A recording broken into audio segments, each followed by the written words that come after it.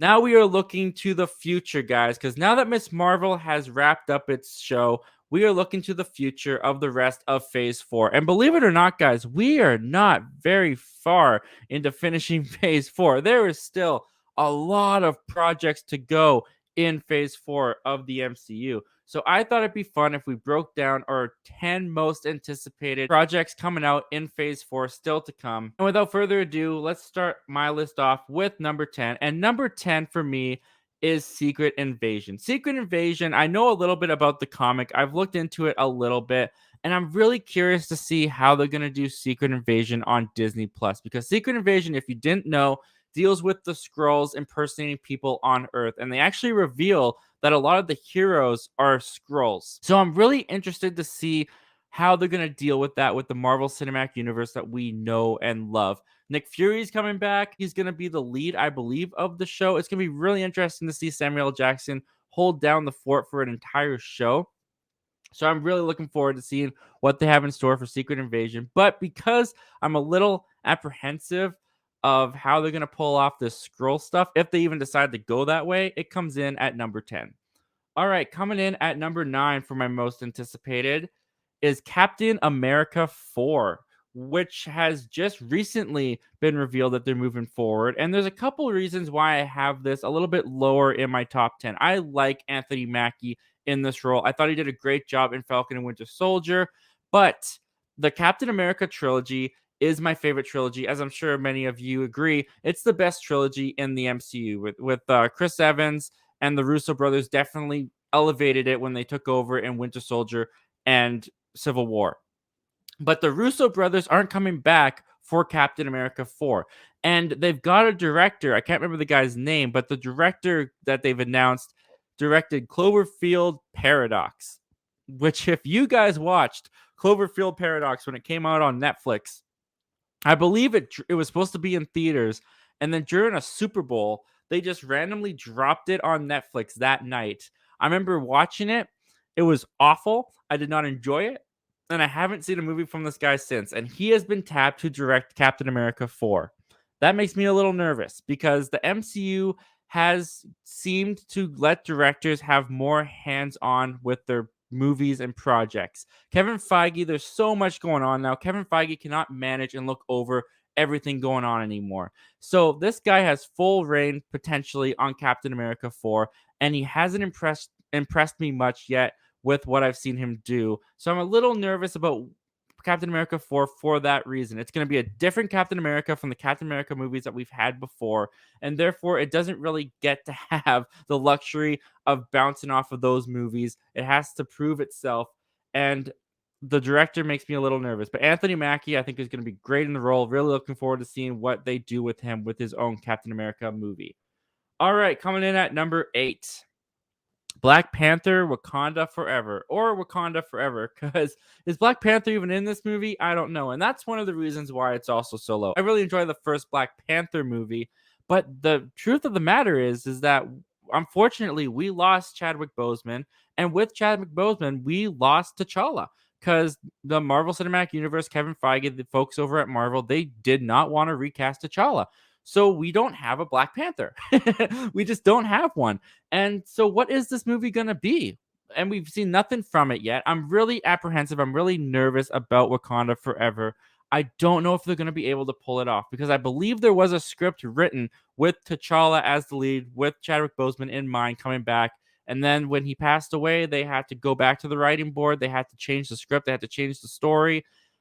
That's not an easy thing to do, and that's a tough situation to be put into. So I'm rooting for the guys over at Black Panther Wakanda Forever. I'm hoping that the supporting cast, because the supporting cast were great in the first Black Panther, if they have to step up, and I think that they could really make something special again out of Wakanda Forever. But I am a little apprehensive. I'm a little nervous because what's a Black Panther movie look like without Black Panther? So for that reason, it comes in at number 8 as my most anticipated. All right, coming in at number 7, we have Ironheart. Now, Ironheart is a character I know very little about. She was introduced in the comics in like 2016, but she's a big, massive Iron Man fan, and she's also a little super genius herself, and she's inspired by Iron Man to kind of pick up his mantle. Now, I think Ironheart could be a really cool series because of Robert Downey Jr.'s involvement. I mean, he's not said to be involved in Ironheart. That's not what I mean. But what I mean is that they could really hit you with the nostalgic stuff by having her be inspired by the Tony Stark that we've loved and followed for the 10 years of Marvel. I think if they do it right, building off of the name of Iron Man that Robert Downey Jr. cemented into the zeitgeist of all of us through his performance, I think it could be a really heartfelt follow up to Iron Man's legacy. And I'm really looking forward to seeing what they do with Ironheart. It's on Disney Plus, so that makes me a little apprehensive because it's a show, but I'm still looking forward to seeing what they could do with that series. Coming in at number 6, we have She-Hulk, Attorney at Law. Now, I've seen a lot of discourse about this online, about how the trailer looked, about how the comedy came across. I really liked the trailer for She-Hulk. I think She-Hulk just looks like a really fun time. I love that Bruce Banner's coming back, Mark Ruffalo's coming back to reprise his role as the Hulk. How much time, how much he'll actually be in the show is yet to be seen. I think that the comedy worked for me in the trailer well enough. I'm looking forward to seeing this comedy come to fruition on Disney Plus. I'm hoping that it's as funny as it looks and as good as it looks, at least to me. My apprehensiveness with She-Hulk, though, is I've heard that She-Hulk in the comics, and I've looked into this a little bit, is a meta character. She'll break the fourth wall, she'll make meta jokes.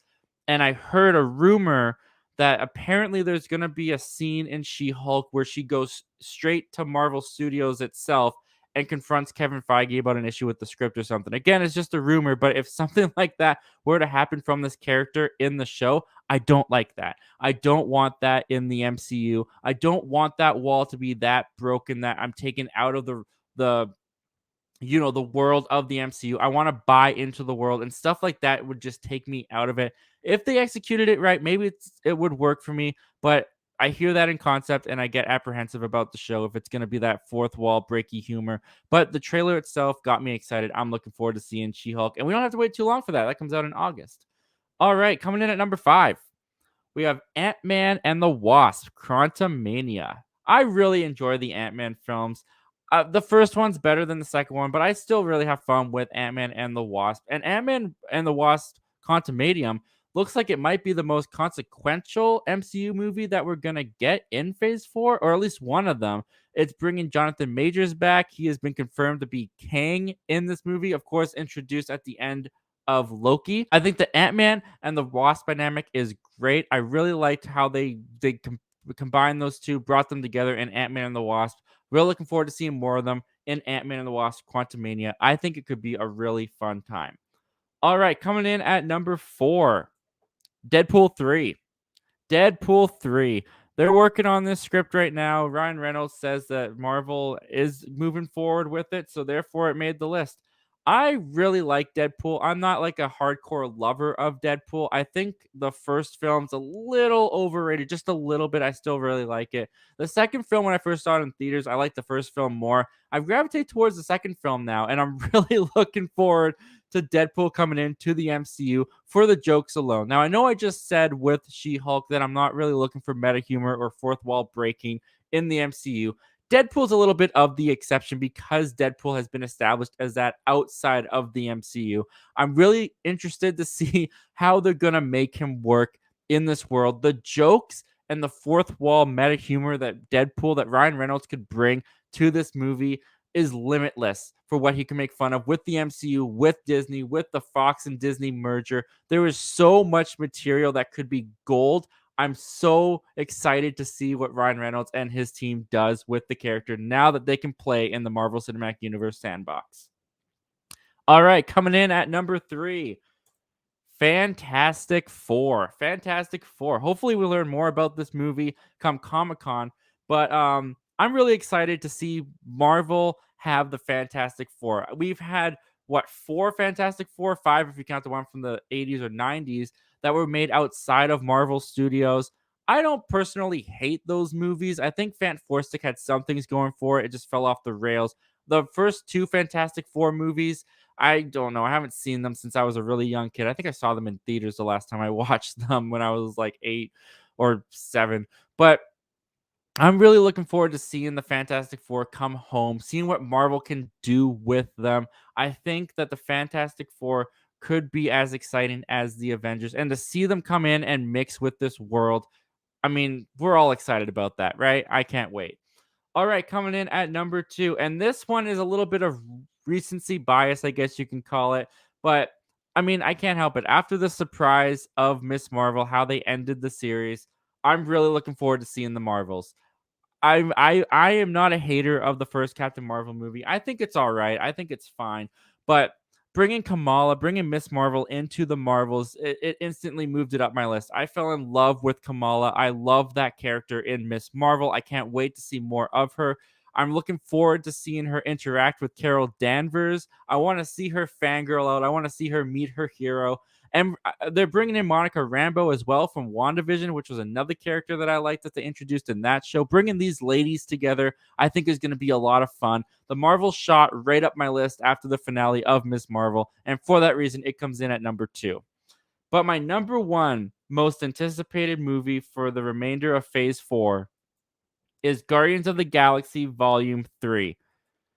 James Gunn is on a roll right now. I mean, he's over at DC, he's over at Warner Brothers doing the Suicide Squad, did Peacemaker. I only watched a couple episodes, but heard it did really well. He is on a hot streak, and now he's coming in and he's doing Guardians of the Galaxy Volume 3. So I have high hopes for Guardians of the Galaxy Volume 3. I don't think that the creative tank is drained in James Gunn. I do think Volume 2 was weaker than the original Guardians of the Galaxy movie, but I think that James Gunn is going to come back strong with Volume 3. I cannot wait to see the Guardians again back on the big screen. We saw them a little bit this past weekend in Thor Love and Thunder, but not nearly as much as I want to see them. I'm looking forward to this being the grand finale of James Gunn's Guardians of the Galaxy trilogy. I love these characters. I love this world. Love this director. Love his story writing, his humor. Cannot wait to see what he has in store for us. And for that reason, Guardians of the Galaxy Volume 3 is my number one most anticipated movie for the remainder of Phase 4. But what about you guys? What are you most looking forward to for the remainder of Phase 4? Comment down below. Let me know. I want to hear your whole list and nothing but the good stuff. And without further ado, let's take a look at what you guys are saying.